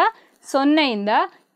ಇಲ್ಲಿ 0ಗಿಂತನೂ ಕಡಿಮೆ ಇರೋ ಸಂಖ್ಯೆಗಳನ್ನು ನೀವು ಮುಂದಿನ ಅಧ್ಯಾಯದಲ್ಲಿ ಕಲಿತೀರಾ. ನಿಮಗೆಲ್ಲ ಕೂಡೋದು, ಕಳೆಯೋದು, ಗುಣಾಕಾರ ಎಲ್ಲ ಲೆಕ್ಕನೂ ಎಲ್ರಿಗೂ ಬರುತ್ತೆ. ಆದರೆ ನಾವಿವಾಗ ಸಂಖ್ಯಾ ರೇಖೆ ಮೇಲೆ ಹೇಗೆ ಸಂಕಲನ ಮಾಡೋದು ಅಂತ ಒಂದು ಚಟುವಟಿಕೆ ಮೂಲಕ ನೋಡ್ಕೊಂಬರೋಣ. ಮಕ್ಕಳ, ನಿಮಗೆ ಎಲ್ರಿಗೂ ಕೂಡ್ಸೋ ಲೆಕ್ಕ ಬರುತ್ತಲ್ವಾ? ಈಗ ನಾವೇನ್ ಮಾಡೋಣ? ಸಂಖ್ಯಾ ರೇಖೆ ಸಹಾಯದಿಂದ ಹೇಗೆ ಸಂಕಲನ ಮಾಡೋದು ಅಂತ ನೋಡೋಣ. ಮೊದಲಿಗೆ ಸಂಖ್ಯಾ ರೇಖೆ ಹೇಗೆ ಹಾಕೋದು? ಅವಾಗಲೇ ನಾನು ಹೇಳ್ಕೊಟ್ಟೆ ಅಲ್ವಾ? ಒಂದು ಸರಳ ರೇಖೆನ ಎಳಿಬೇಕು. ಅದರ ಮೇಲೆ ಸಮಾನ ದೂರಗಳಲ್ಲಿ ಬಿಂದುಗಳನ್ನ ಗುರುತಿಸ್ಬಿಟ್ಟು 0ಇಂದ ಆರಂಭಿಸಿ ಬಲಭಾಗದಲ್ಲಿ 1, 2, 3 ಈ ರೀತಿ ಸಂಖ್ಯೆಗಳನ್ನ ಬರೆದ್ರೆ ಏನಾಗುತ್ತೆ? ಅದು ಸಂಖ್ಯಾ ರೇಖೆ ಆಗುತ್ತೆ. ಈಗ ನಾನು ಈ ಸಂಖ್ಯಾ ರೇಖೆಯ ಸಹಾಯದಿಂದ 2 ಮತ್ತು 3ರ ಮೊತ್ತವನ್ನ ಕಂಡುಹಿಡಿಯೋಣ. ಮೊದಲಿಗೆ ಯಾವ ಸಂಖ್ಯೆ ಇದೆ ಅಲ್ಲಿ? ಕರೆಕ್ಟ್, 2 ಇದೆ ಅಲ್ವಾ? ಈ ಗೊಂಬೆನ ನಾನು 2ರಲ್ಲಿ ಇಡ್ತೀನಿ. ಈಗ ಎಷ್ಟು ಕೂಡಿಸ್ಬೇಕು ಅದಕ್ಕೆ? 3 ಅಲ್ವಾ? 3 ಅಂದ್ರೆ ಕೂಡಿಸೋದಂದ್ರೆ ಯಾವ ಕಡೆ ಹೋಗ್ಬೇಕು ನಾವು ಸಂಖ್ಯಾ ರೇಖೆನಲ್ಲಿ? ಬಲಭಾಗಕ್ಕೆ ಚಲಿಸಬೇಕು. ಎಷ್ಟು ಏಕಮಾನ ಬಲಭಾಗಕ್ಕೆ ಚಲಿಸಬೇಕು? 3 ಕೂಡಿಸ್ಬೇಕಾಗಿರೋದ್ರಿಂದ 3 ಏಕಮಾನ ಬಲಭಾಗಕ್ಕೆ ಚಲಿಸಬೇಕು. 1 ಏಕಮಾನ, 2, 3 ಸ್ಟೆಪ್ ಬಲಕ್ಕೆ ಬಂದ್ವಿ. ಈಗ ಗೊಂಬೆ ಎಲ್ಲಿಗೆ ಬಂತು? 5ನೇ ಸಂಖ್ಯೆಗೆ ಬಂದಿದೆ ಅಲ್ವಾ? ಹಾಗಾದ್ರೆ 2 ಮತ್ತು 3ರ ಮೊತ್ತ ಎಷ್ಟು ಅಂತಾಯ್ತು? 5 ಅಂತ ಗೊತ್ತಾಯ್ತು. ಚಟುವಟಿಕೆನಲ್ಲಿ ನೋಡಿದ್ರಲ್ವಾ ಮಕ್ಕಳ ಹೇಗೆ ಕೂಡಬೇಕು ಅಂತ? ನೋಡಿ ಮಕ್ಕಳ, ನಾವು ಇನ್ನೊಂದು ಉದಾಹರಣೆನ ಈಗ ನೋಡೋಣ. 3 ಮತ್ತು 4ರ ಮೊತ್ತವನ್ನು ಸಂಖ್ಯಾ ರೇಖೆ ಉಪಯೋಗಿಸಿ ಕಂಡುಹಿಡಿಯಿರಿ. ಮೊದಲಿಗೆ ಏನು ಮಾಡ್ಬೇಕು ನಾವು? ಕರೆಕ್ಟ್, ಒಂದು ಸಂಖ್ಯಾ ರೇಖೆನ ಎಳಿಬೇಕು. ಅದರ ಮೇಲೆ 0ಇಂದ ಆರಂಭಿಸಿ ಈ ರೀತಿ ಸಂಖ್ಯೆಗಳನ್ನು ಬರಿಬೇಕು. ನಾವೇನು ಮಾಡಬೇಕು, ಮೊದಲಿಗೆ 3 ಎಲ್ಲಿ ಬರುತ್ತೆ ಅಂತ ಗುರ್ತಾಕೊಬೇಕು. ಎಲ್ಲಿ ಬರುತ್ತೆ? ಇಲ್ಲಿದೆ 3 ಅಲ್ವಾ. ಇಲ್ಲಿಂದ ಆರಂಭಿಸಿ ಎಷ್ಟು ಸ್ಥಾನ ಬಲಕ್ಕೆ ಹೋಗ್ಬೇಕು ನಾವು? ಕರೆಕ್ಟ್, 4 ಸ್ಥಾನ ಬಲಕ್ಕೆ ಹೋಗಬೇಕು. 1 2 3 4 ಸ್ಥಾನ ಬಲಕ್ಕೆ ಹೋಗಿ ಅಲ್ಲಿ ಯಾವ ದಿಕ್ಕಿಗೆ ಚಲಿಸಿದ್ದೀವಿ ಅನ್ನೋದನ್ನು ಬಾಣದ ಗುರುತಿನಿಂದ ನೀವು ಸೂಚಿಸಬೇಕು. ಅರ್ಥ ಆಯ್ತಾ? ಇಲ್ಲಿ ಯಾವ ಕಡೆ ಹಾಕಬೇಕು ಬಾಣದ ಗುರುತನ್ನು? ಬಲಗಡೆಗೆ ಹಾಕಬೇಕು. ಎಲ್ಲಿಗೆ ಬಂದ್ವಿ ನಾವಿವಾಗ? ಕರೆಕ್ಟ್, 7ಕ್ಕೆ ಬಂದ್ವಿ ಅಲ್ವಾ.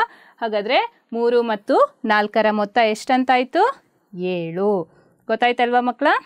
ಈಗ ನಾವು ಸಂಖ್ಯಾ ರೇಖೆ ಮೇಲೆ ವ್ಯವಕಲನನ ಹೇಗೆ ಮಾಡೋದು ಅಂತ ಒಂದು ಚಟುವಟಿಕೆನ ನೋಡ್ಕೊಂಬರೋಣ. ಮಕ್ಕಳ, ನಾವಿವಾಗ ಸಂಖ್ಯಾ ರೇಖೆಯ ಸಹಾಯದಿಂದ ವ್ಯವಕಲನ ಲೆಕ್ಕನ ಹೇಗೆ ಮಾಡೋದು ಅಂತ ನೋಡೋಣ. ನಿಮ್ಗೆ ಆಲ್ರೆಡಿ ಸಂಖ್ಯಾ ರೇಖೆ ಹಾಕೋದು ಗೊತ್ತಿದೆ ಅಲ್ವಾ. ಈ ರೀತಿ ಸಂಖ್ಯಾ ರೇಖೆ ಹಾಕಬೇಕು. ಯಾವ ಲೆಕ್ಕನ ಮಾಡೋಣ ನಾವಿವಾಗ? 6 - 4. ಮೊದಲಿಗೆ ಯಾವ ಸಂಖ್ಯೆ ಇದೆ? 6 ಅಲ್ವಾ. ಗೊಂಬೆನ ಎಲ್ಲಿಡ್ಬೇಕು ಇವಾಗ? 6ರಲ್ಲಿ ಇಡಬೇಕು. ಈಗ ನೀವು ಆವಾಗಲೇ ತಿಳ್ಕೊಂಡ್ರಿ, ಕೂಡೋದು ಅಂದರೆ ಬಲಭಾಗಕ್ಕೆ ಹೋಗ್ತಾ ಇದ್ವಿ, ಕಳಿಯೋದು ಅಂದರೆ ಯಾವ ಕಡೆ ಹೋಗ್ಬೇಕು ಇವಾಗ? ಕರೆಕ್ಟ್, ಎಡಭಾಗಕ್ಕೆ ಹೋಗ್ಬೇಕಲ್ವಾ. ಇಲ್ಲಿ ಎಷ್ಟು ಏಕಮಾನ ಎಡಕ್ಕೆ ಹೋಗಬೇಕು? ಯಾವ ಸಂಖ್ಯೆನ ಕಳಿಬೇಕಿಲ್ಲಿ ನಾವು? 4ನ್ನ ಕಳಿಬೇಕಲ್ವಾ. ಹಾಗಾಗಿ 4 ಸ್ಟೆಪ್ ಎಡಭಾಗಕ್ಕೆ ಹೋಗಬೇಕು. 1 2 3 4. ಈಗ ಗೊಂಬೆ ಎಲ್ಲಿಗೆ ಬಂತು? 2ನೇ ಸ್ಥಾನಕ್ಕೆ ಬಂತು. ಇದರಿಂದ ಏನು ಗೊತ್ತಾಗುತ್ತೆ? 6 ಮತ್ತು 4ರ ವ್ಯತ್ಯಾಸ 2 ಅಂತ ಗೊತ್ತಾಗುತ್ತೆ. ಚಟುವಟಿಕೆನಲ್ಲಿ ತಿಳ್ಕೊಂಡ್ರಲ್ವಾ ಮಕ್ಕಳ ಹೇಗೆ ಮಾಡೋದು ವ್ಯವಕಲನ ಅಂತ? ಈಗ ಇನ್ನೊಂದು ಉದಾಹರಣೆನ ನೋಡೋಣ. 7 ಮತ್ತು 5ರ ವ್ಯತ್ಯಾಸವನ್ನು ಸಂಖ್ಯಾ ರೇಖೆ ಉಪಯೋಗಿಸಿ ಕಂಡುಹಿಡಿಯಿರಿ. ಮೊದಲಿಗೆ ಏನು ಮಾಡಬೇಕು? ಕರೆಕ್ಟ್, ಒಂದು ಸಂಖ್ಯಾ ರೇಖೆನ ಎಳೆದಿದ್ದೀನಿ. 7ರಿಂದ 5ನ್ನ ಕಳಿಬೇಕಲ್ವ ನಾವು. ಹಾಗಾಗಿ ಮೊದಲು 7ಅನ್ನು ನಾವು ಎಲ್ಲಿ ಬರುತ್ತೆ ಅಂತ ಗುರ್ತಿಸ್ಕೋಬೇಕು. ಎಲ್ಲಿದೆ 7? ಇಲ್ಲಿದೆ. ಇಲ್ಲಿಂದ ಇವಾಗ ವ್ಯವಕಲನ ಮಾಡಬೇಕು ಅಂದರೆ ಯಾವ ಕಡೆ ಹೋಗಬೇಕು ನಾವು? ಹಿಂದಕ್ಕೆ ಹೋಗಬೇಕು. ಎಷ್ಟು ಸ್ಥಾನ ಹಿಂದಕ್ಕೆ ಹೋಗ್ಬೇಕು ಇಲ್ಲಿ ನಾವು? ಎಷ್ಟು ಏಕಮಾನಗಳಷ್ಟು ಹಿಂದಕ್ಕೆ ಹೋಗಬೇಕು? ಕರೆಕ್ಟ್, 5 ಅಲ್ವಾ. ನೋಡಿ, 1 2 3 4 5 ಸ್ಥಾನಗಳಷ್ಟು ನಾವೇನು ಮಾಡಿದ್ದೀವಿ? ಹಿಂದಕ್ಕೆ ಬಂದಿದ್ದೀವಿ. ಎಲ್ಲಿಗೆ ಬಂದ್ವಿ? ಕರೆಕ್ಟ್, 2ಕ್ಕೆ ಬಂದ್ವಿ. ಇಲ್ಲೂ ಸಹ ಮಕ್ಕಳ ಚಲನೆಯ ಪಥವನ್ನು ನೀವು ಈ ರೀತಿ ತೋರಿಸ್ಬೇಕು. ಬಾಣದ ಗುರುತನ್ನು ಇಲ್ಲಿ ಯಾವ ಕಡೆಗೆ ಹಾಕಬೇಕು? ಕರೆಕ್ಟ್, ಎಡಗಡೆಗೆ ಹಾಕಬೇಕು. ಹಾಗಾಗಿ 7 ಮತ್ತು 5ರ ವ್ಯತ್ಯಾಸ ಎಷ್ಟು? 2. ಗೊತ್ತಾಯ್ತಲ್ವ ಮಕ್ಕಳ ವ್ಯವಕಲನ ಹೇಗೆ ಮಾಡೋದು ಅಂತ?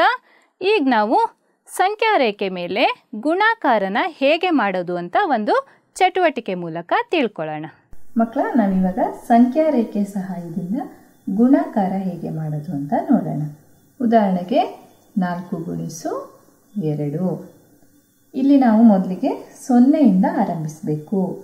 0ಇಂದ ಆರಂಭಿಸಿ ಒಂದು ಬಾರಿಗೆ ಇಲ್ಲಿ 2 ಇರೋದ್ರಿಂದ 2 ಏಕಮಾನಗಳಷ್ಟು ದೂರ ಜಿಗಿದು ಅಂತಹ ಜಿಗಿತವನ್ನು 4 ಬಾರಿ ಮಾಡಬೇಕು. ಒಂದು ಬಾರಿಗೆ ಎಷ್ಟು? 2 ಏಕಮಾನಗಳು. ಅಂತಹ ಜಿಗಿತ 4 ಮಾಡಬೇಕು. 1 ಆಗಿದೆ, 2 3 4. ಎಲ್ಲಿಗೆ ಬಂದ್ವಿ ನಾವಿವಾಗ? ಕರೆಕ್ಟ್, 8ಕ್ಕಲ್ವಾ. ಹಾಗಾದರೆ 4 ಮತ್ತು 2ರ ಗುಣಲಬ್ಧ ಎಷ್ಟು ಅಂತ ಗೊತ್ತಾಯಿತು? 8. ಚಟುವಟಿಕೆ ನೋಡ್ಕೊಂಬಂದ್ರಲ್ವಾ ಮಕ್ಕಳ? ಈಗ ನಾವು ಇನ್ನೊಂದು ಉದಾಹರಣೆನ ನೋಡೋಣ. 4 ಮತ್ತು 3ರ ಗುಣಾಕಾರವನ್ನು ಸಂಖ್ಯಾ ರೇಖೆ ಉಪಯೋಗಿಸಿ ಕಂಡುಹಿಡಿಯಿರಿ. ಮೊದಲಿಗೆ ಏನು ಮಾಡಬೇಕು? ಕರೆಕ್ಟ್, ಸಂಖ್ಯಾ ರೇಖೆನ ಎಳಿಬೇಕು. ಇಲ್ಲಿ ಗುಣಾಕಾರ ಮಾಡುವಾಗ ಎಲ್ಲಿಂದ ಆರಂಭ ಮಾಡಬೇಕು ನಾವು? ಯಾವಾಗಲೂ 0ಇಂದ ಆರಂಭ ಮಾಡಬೇಕು. ಇಲ್ಲಿ 4ಕ್ಕೆ 3ರಿಂದ ಗುಣಿಸೋದ್ರಿಂದ 3 ಏಕಮಾನಗಳಷ್ಟು ನಾವು ಒಂದು ಬಾರಿ ಚಲಿಸಬೇಕು. ಅಂತಹ ನೆಗೆತವನ್ನು ನಾವು ಎಷ್ಟು ಮಾಡಬೇಕು? ಎಷ್ಟು ಬಾರಿ ಮಾಡಬೇಕು? ಕರೆಕ್ಟ್, 4 ಬಾರಿ ಮಾಡಬೇಕಲ್ವಾ. ನೋಡಿ ಮಕ್ಕಳ, ಒಂದು ಬಾರಿ 3 ಏಕಮಾನಗಳಷ್ಟು ಜಿಗಿಬೇಕು. ಅಂತಹ ಜಿಗಿತವನ್ನು ಎಷ್ಟು ಮಾಡಬೇಕು? 4. 1 2 3 4. ಎಲ್ಲಿಗೆ ಬಂದ್ವಿ ನಾವು? ಕರೆಕ್ಟ್, 12ಕ್ಕೆ ಬಂದ್ವಿ ಅಲ್ವಾ. ಇಲ್ಲಿ ಯಾವ ಕಡೆ ಚಲಿಸಿದ್ವಿ ನಾವು? ಬಲಗಡೆಗೆ. ಹಾಗಾಗಿ ಬಾಣದ ಗುರುತನ್ನು ಯಾವ ಕಡೆ ಹಾಕಬೇಕಿಲ್ಲಿ? ಬಲಗಡೆಗೆ ಹಾಕಬೇಕು. ಹಾಗಾಗಿ 4 ಮತ್ತು 3ರ ಗುಣಲಬ್ಧ ಎಷ್ಟಾಯಿತು? 12 ಆಯಿತು. ನೋಡಿ ಮಕ್ಕಳೇ, ಈಗ ಸಂಕಲನ, ವ್ಯವಕಲನ, ಗುಣಾಕಾರ ಎಲ್ಲ ಕಲ್ತ್ಕೊಂಡ್ರಿ ಅಲ್ವಾ? ಹಾಗಾದರೆ ಸಂಖ್ಯಾ ರೇಖೆ ಮೇಲೆ ಭಾಗಾಕಾರನ ಹೇಗೆ ಮಾಡೋದು? ಏನಾದರೂ ಯೋಚನೆ ಬಂತಾ? ಭಾಗಾಕಾರ ಅನ್ನೋದು ಗುಣಾಕಾರದ ವಿಲೋಮ ಕ್ರಿಯೆ ಅಲ್ವಾ? ಗುಣಾಕಾರ ಹೇಗೆ ಮಾಡಿದಿರೋ ಅದರ ವಿರುದ್ಧ ರೀತಿ ಮಾಡಿದ್ರೆ ನಿಮ್ಗೇನು ಸಿಗುತ್ತೆ? ಭಾಗಾಕಾರ ಲೆಕ್ಕನ ನಾವು ಮಾಡ್ಬೋದು. ಇದನ್ನು ನಾನು ಮಾಡಲ್ಲ, ನೀವು ಮನೆಯಲ್ಲೇ ಪ್ರಯತ್ನಿಸಿ. 10ಕ್ಕೆ 2ರಿಂದ ಭಾಗಿಸ್ಬೇಕು. ಇದನ್ನು ನೀವು ಈ ತರಗತಿ ಆದ ತಕ್ಷಣ ಮನೆಯಲ್ಲಿ ಪ್ರಯತ್ನಿಸಿ ನಿಮ್ಮ ಶಿಕ್ಷಕರಿಗೆ ನೀಡಿ. ಮಕ್ಕಳ, ನಾವು ಇವತ್ತಿನ ತರಗತಿಯಲ್ಲಿ ಹಾಗಾದರೆ ಏನೇನು ತಿಳ್ಕೊಂಡ್ವಿ? ಕರೆಕ್ಟ್, ಸ್ವಾಭಾವಿಕ ಸಂಖ್ಯೆ ಅಂದರೆ ಏನು ಅಂತ ತಿಳ್ಕೊಂಡ್ವಿ. ಏನು ಸ್ವಾಭಾವಿಕ ಸಂಖ್ಯೆ ಅಂದರೆ? ಎಣಿಕೆ ಸಂಖ್ಯೆಗಳನ್ನು ನಾವು ಸ್ವಾಭಾವಿಕ ಸಂಖ್ಯೆ ಅಂತ ಕರಿತೀವಿ. ನೆಕ್ಸ್ಟ್ ಇನ್ನೇನು ತಿಳ್ಕೊಂಡ್ವಿ? ಪೂರ್ಣ ಸಂಖ್ಯೆ ಅಂದರೆ ಏನು ಅಂತ ತಿಳ್ಕೊಂಡ್ವಿ ಅಲ್ವಾ? ಸ್ವಾಭಾವಿಕ ಸಂಖ್ಯೆಗಳ ಜೊತೆ 0 ಸೇರಿದಾಗ ಬರುವಂಥ ಸಂಖ್ಯೆಗಳನ್ನು ಪೂರ್ಣ ಸಂಖ್ಯೆ ಅಂತ ಕರಿತೀವಿ. ಇನ್ನೇನು ತಿಳ್ಕೊಂಡ್ವಿ? ಹಿಂದಿನ ಮತ್ತು ಮುಂದಿನ ಸಂಖ್ಯೆ ಹೇಗೆ ಬರೆಯೋದು ಅಂತ ತಿಳ್ಕೊಂಡ್ವಿ. ಅದಲ್ಲದೆ ಸಂಖ್ಯಾ ರೇಖೆ ಎಳೆದು ಅದರ ಮೇಲೆ ಸಂಕಲನ, ವ್ಯವಕಲನ, ಗುಣಾಕಾರನ ಹೇಗೆ ಮಾಡೋದು ಅಂತ ತಿಳ್ಕೊಂಡ್ವಿ ಅಲ್ವಾ? ಎಲ್ರಿಗೂ ಅರ್ಥ ಆಯ್ತಲ್ವಾ? ಈಗ ಕ್ವಶನ್ ಕೇಳಲಾ? ಉತ್ತರ ಹೇಳೋದಕ್ಕೆ ರೆಡಿ ಇದ್ದೀರಲ್ವಾ? ಮೊದಲನೇ ಪ್ರಶ್ನೆ, ಸೂಕ್ತವಾದ ಸಂಕೇತ ಅಳವಡಿಸಿ. 540 ಮತ್ತು 504 ಇದೆ. ಅದ್ರ ಮಧ್ಯೆ ನೀವು ಇದರಲ್ಲಿ ಯಾವುದೋ ಒಂದು ಚಿಹ್ನೆನ ಹಾಕಬೇಕು. ನಿಮ್ಗೆ 5 ಸೆಕೆಂಡ್ ಟೈಮ್ ಕೊಡ್ತೀನಿ, ಬೇಗ ಬೇಗ ಉತ್ತರನ ಹೇಳಿ. ಗೊತ್ತಾಯ್ತಾ ಉತ್ತರ? ನಿಮ್ಮ ಉತ್ತರ ಸರಿನಾ ತಪ್ಪ ನೋಡೋಣ. ಯಾವುದು ಉತ್ತರ? B, greater than. 540 ಅನ್ನೋದು 504ಕ್ಕಿಂತ ದೊಡ್ಡದಲ್ವಾ? ಅದಕ್ಕೆ ಆ ಚಿಹ್ನೆನ ನಾವು ಹಾಕಬೇಕು. ಮುಂದಿನ ಪ್ರಶ್ನೆ, 4000ದ ಹಿಂದಿನ ಸಂಖ್ಯೆ ಯಾವುದು? ತುಂಬ ಈಸಿ ಅನ್ಕೋತಾ ಇದ್ದೀರಲ್ವಾ? ವೆರಿ ಗುಡ್, ಆವಾಗಲೇ ಆನ್ಸರ್ ಹೇಳ್ತಾ ಇದ್ದೀರಾ ಕೆಲವರು. 4000ದ ಹಿಂದಿನ ಸಂಖ್ಯೆ ಉತ್ತರ ಯಾವುದು ಅಂತ ನೋಡೋಣ. ಕರೆಕ್ಟ್, 3999. ಎಷ್ಟೊಂದು ಮಕ್ಕಳು ಹೇಳ್ತಾ ಇದ್ದೀರಾ, ವೆರಿ ಗುಡ್. ಮುಂದಿನ ಪ್ರಶ್ನೆ, ಹಿಂದಿನ ಸಂಖ್ಯೆ ಉಂಟಾಗದೇ ಇರುವ ಸ್ವಾಭಾವಿಕ ಸಂಖ್ಯೆ ಯಾವುದು? 4 ಆಪ್ಷನ್ ಯಾವುದು? 0, 1, 2, 3. ನಿಮ್ಗೆ ಉತ್ತರಿಸಲು 5 ಸೆಕೆಂಡ್ಗಳ ಕಾಲಾವಕಾಶ. ಆಲ್ರೆಡಿ ಹೇಳ್ತಾ ಇದ್ದೀರಾ 5 ಸೆಕೆಂಡು ಬೇಡ ಅಂತ ಇದ್ದೀರಲ್ವಾ? ಕರೆಕ್ಟ್, ನಿಮ್ಮ ಉತ್ತರ ಸರಿನಾ ನೋಡೋಣ. ಯಾವುದು ಹಿಂದಿನ ಸಂಖ್ಯೆ ಉಂಟಾಗದೇ ಇರುವ ಸ್ವಾಭಾವಿಕ ಸಂಖ್ಯೆ? 1. ಮುಂದಿನ ಪ್ರಶ್ನೆ, 2 ಅಂಕಿಗಳ ಅತಿ ದೊಡ್ಡ ಪೂರ್ಣ ಸಂಖ್ಯೆ ಯಾವುದು? ನಿಮ್ಮ ಆಪ್ಷನ್ 10, 11, 99, 98. ವೆರಿ ಗುಡ್, ಎಷ್ಟೊಂದು ಜನ ಉತ್ತರ ಹೇಳ್ತಿದ್ದೀರಲ್ವ ಮಕ್ಕಳ? ಉತ್ತರ ನೋಡೋಣ ಈಗ ಸರಿನಾ ಅಂತ. ಕರೆಕ್ಟ್, 99. ಈಗ ನಿಮಗೆ ಪಾಠ ಅರ್ಥ ಆಗಿದೆ ಅಂದ್ಕೊಡ್ತೀನಿ. ಈಗ ಹೋಮ್ವರ್ಕ್ ಕ್ವಶನ್ಸ್ ಇದೆ, ಬರ್ಕೊಳ್ಳಿ. ಮೊದಲನೇ ಪ್ರಶ್ನೆ, ಸ್ವಾಭಾವಿಕ ಸಂಖ್ಯೆಗೂ ಪೂರ್ಣ ಸಂಖ್ಯೆಗೂ ಇರುವ ವ್ಯತ್ಯಾಸವೇನು? ಸೊ ಏನು ವ್ಯತ್ಯಾಸ ಅಂತ ನೀವು ಬರಿಬೇಕು. ನಂತರ ಎರಡನೇ ಪ್ರಶ್ನೆ, ಇಲ್ಲಿ ಒಂದು ಸಂಖ್ಯಾ ರೇಖೆ ಕಾಣಿಸ್ತಿದೆ. ಇಲ್ಲಿ ನಾನು ಕೆಲವೊಂದು ಸಂಖ್ಯೆಗಳನ್ನು ಮಾತ್ರ ಬರೆದಿದ್ದೀನಿ. ಇಲ್ಲಿ ಪಿ ಮತ್ತು ಕ್ಯೂ ಅಂತ ಕೊಟ್ಟಿದ್ದೀನಿ. ಅಲ್ಲಿ ಯಾವ ಸಂಖ್ಯೆ ಇದೆ ಅಂತ ಗುರುತಿಸ್ಬಿಟ್ಟು ಅದರ ಮೊತ್ತವನ್ನು ನೀವು ಬರಿಬೇಕು. ಮೂರನೇ ಕ್ವಶನ್, ಸಂಖ್ಯಾ ರೇಖೆಯ ಸಹಾಯದಿಂದ ವ್ಯವಕಲನ ಮಾಡಿರಿ. 8 - 5, 8ರಿಂದ 5ನ್ನು ನೀವು ಸಂಖ್ಯಾ ರೇಖೆಯ ಸಹಾಯದಿಂದ ಕಳಿಬೇಕು. ನಾಲ್ಕನೇ ಪ್ರಶ್ನೆ, 5 ಅಂಕೆಯ ಅತಿ ಚಿಕ್ಕ ಸಂಖ್ಯೆಯ ಮುಂದಿನ ಸಂಖ್ಯೆ ಯಾವುದು? ಇವೆಲ್ಲ ಪ್ರಶ್ನೆಗಳಿಗೆ ಉತ್ತರಿಸಿ ನಿಮ್ಮ ಶಿಕ್ಷಕರಿಗೆ ನೀಡಿ. ಪಾಠ ವೀಕ್ಷಿಸಿದ ಎಲ್ಲ ಮಕ್ಕಳಿಗೂ ಧನ್ಯವಾದಗಳು. ನಾನು ವರದಾ, ಸಹಶಿಕ್ಷಕಿ, ಸಾಹಿ ಪ್ರಶಾಲೆ ಇಟ್ಮಡು. ಅನುದಿನ ಅನುಕ್ಷಣ ಮನೆಯಲ್ಲೂ ಕಲಿಯೋಣ, ಕಲಿಕೆಯ ಹೊಸ ಹಾದಿಯಲ್ಲಿ ಜೊತೆಗೂ